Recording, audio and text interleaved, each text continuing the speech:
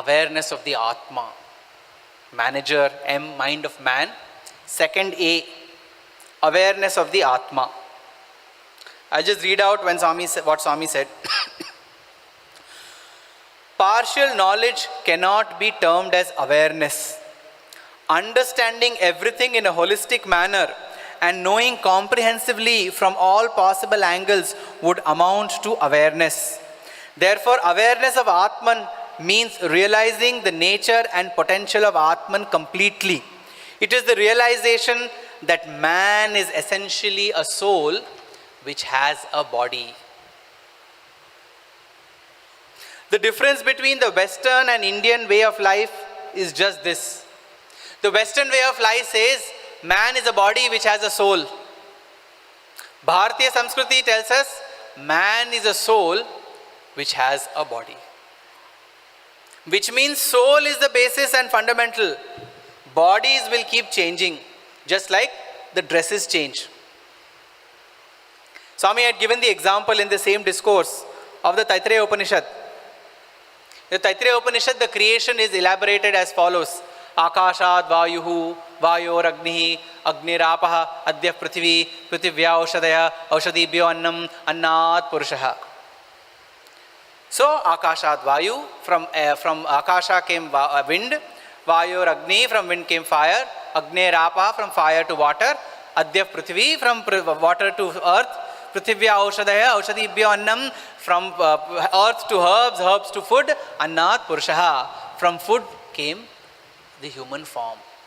So, that is the evolution of this human form. But where did the Akasha come from? And Swami said, the Akasha has come from the Atma Tattva. And just like the Akasha is present everywhere, Akasha is not the sky. We always think Akasham is the sky. No, space. Space. Every inch, every millimeter there is space. Wherever sound is heard, there is space. So, wherever there is sound, there is space. And if that sound is omnipresent, space is omnipresent. If space is omnipresent, Atma, which is the basis of that space, is also omnipresent. So, awareness of the Atma means that the divine principle is present in everybody, in everything and everywhere. In our management profession, if we have that understanding, we will not develop the kind of professional rivalries with which we live all the time. That fellow did like that. She did like that. That boss is very unreasonable. This colleague doesn't know how to do things. All the time we are ascribing problems to those individuals. Those negativities need to be ascribed to their tendencies, not to the person. Because the person, in fact, is not the body. He is the Atma Tattva residing within. Swami had always given this example. When you die, what do people say? Someone, so and so, Mr. Muthuswami Dikshitar has passed away. I'm taking some Tamilian names. His body has been kept for last darshan. Correct? That's what we say. Mr. Muthuswami Dikshitar has passed away. His body has been kept for last darshan. Which means Mr. Muthuswami and his body are different. Mr. Muthuswami used to live in that body. And now Mr. Muthuswami has left the body and he has passed away.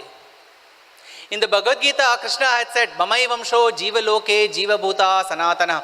It is a part of my eternal being which is present in all creation. So that Mr. Muthuswami in the Atma Sarupa which is present in body is effectively an Amsha of Krishna himself. And in the Narayan Suktam it is said, Neelato Yadamadhyastha Vidyullekeva Bhasvara Nivara Shukavattanvi Pita Bhasvattanupama Tasya Shikaya Madhye Paramatma Vivastitaha. Between the 9th and 12th vertebral column, there is a blue shining light.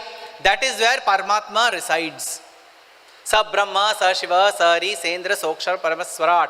That is Brahma, that is Shiva, that is Indra, that is Sokshara, Paramaswarat. That is everything. So that Paramatma Tattva is present in us as that Atma Tattva which gives life force to this body. The eyes can see not because we have eyes, but because the Chaitanya Shakti behind that eye is existent. In the Kena Upanishad it is mentioned, if the eyes had the power to see, why can't a dead man see? A dead man also has eyes. Why can't he see? Because the eyes are not having the power to see. The Chaitanya Shakti is the one which supplies the power to the eye to see. So awareness of the Atma in a manager definition means that it is that Atma Tattva principle which forms the basis of all creation and all individual existence. But we need to see that. A king had a problem with his eyes, and the Vaidya or the doctor said, you should only look at green things. So the king called all the painters in his kingdom and said, please paint my palace green. All the security people should wear green clothes. Everything should be green. Meanwhile, his minister came and he said, sir, what happened? He said, no, the doctor has advised that I should see everything in green color. So he said, okay, sir, I will help you. Please wait. He stopped all the work. He came back after 20 minutes and he said, sir, wear these green colored spectacles. If you wear green colored spectacles, everything will look green to you, sir. You don't need to change the colors of the walls and the uniforms of your workers. Swami had said, when you wear the spectacles of love, the whole universe will be seen as divine. Yad drishyam tannashyam, but yatha drishtihi tatha srishtihi. What you see is perishable, definitely, but how you see is the world the way it is. What you perceive is the way you are seeing it, not the way it actually is. That's why the same idol is considered by a beautiful piece of architecture by some, and for others it is God himself. So the awareness of the Atma is about the kind of perspectives that we have in order to achieve that particular understanding. The whole problem connected here is connecting the mind and the Atma, and how both of these can help us in progressing going forward. The whole job of spirituality is to clean the whole purpose or the whole process of spirituality is the process of washing. Washing machine, what does it do? What does the washing machine do? Removes the dirt from the cloth. Right? If there are white clothes inside the washing machine, it removes the dirt from the white clothes. Does it make the clothes white? No. The clothes are already white. The process of washing machine is to remove the dirt in the clothes so that the whiteness is back in all its shine. Correct? Swami said similarly, all of us are inherently divine. How was Swami addressing us? Prema Swarupalara.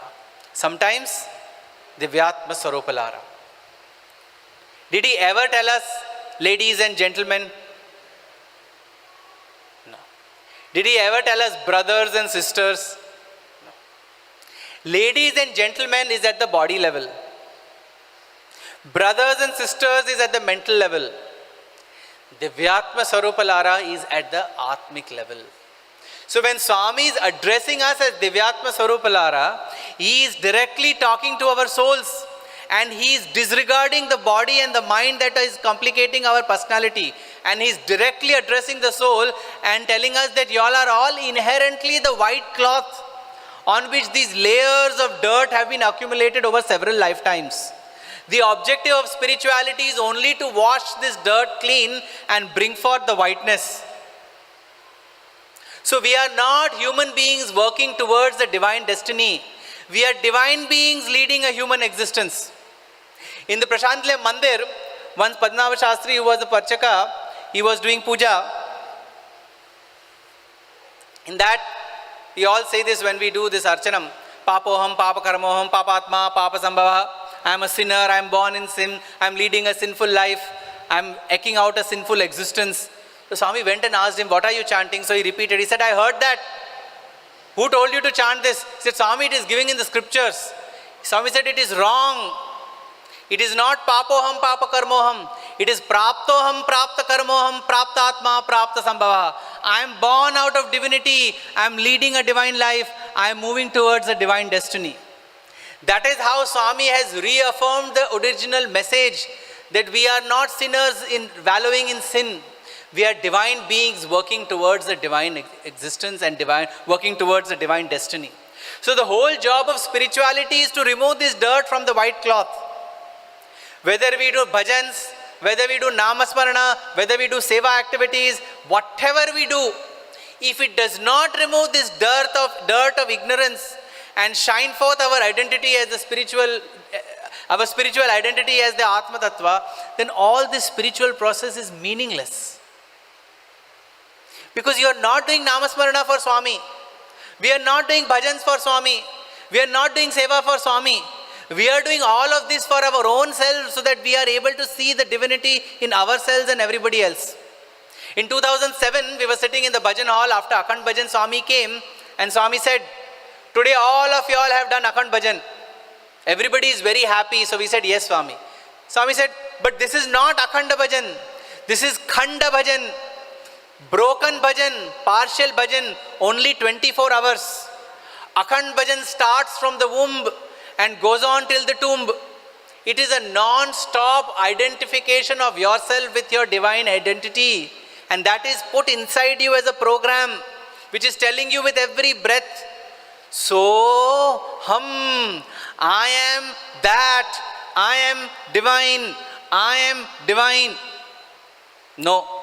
We don't want to accept we are divine. Only Swami is divine. If anybody tells you are divine, Koduvale, how can I be divine? Swami is divine. And that same Swami is telling you that you are divine. But we do not want to accept our divinity because to err is human, to forgive divine. I will continue to make mistakes. Swami will continue to forgive me and life will go on like this. That's why we are very happy with Dvaita Bhava. God, devotee, master, servant, great, useless, and world goes on. In our Aarti also, we put in the Hindi Aarti, Om Jai Jagadish Hare, those of you who know, what is written there? Main Moorakh Khal Kami. I am foolish, I am wicked, I am full of desires. So please shower your grace on me. So we have identified ourselves as foolish, as wicked and full of desires. And because that is the identity we have given to ourselves, we are happy wallowing in that. Swami used to tell us in Kodaikanal once, he said, no, to err is not human. Devudu meeku buddhi ichchadu. God has given you buddhi.